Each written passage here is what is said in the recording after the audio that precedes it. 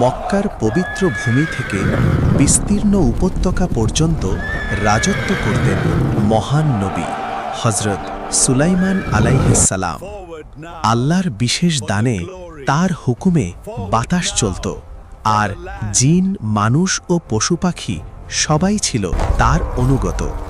একদিন তিনি তার বিশাল বাহিনী নিয়ে একটি উপত্যকা অতিক্রম করছিলেন। তাদের পদচারণায় মাটি কেঁপে উঠছিল।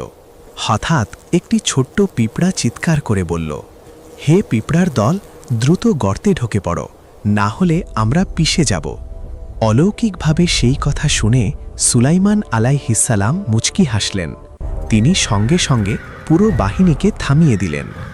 একজন মহান শক্তিশালী শাসক একটি ক্ষুদ্র পিঁপড়ার নিরাপত্তার জন্য থেমে গেলেন।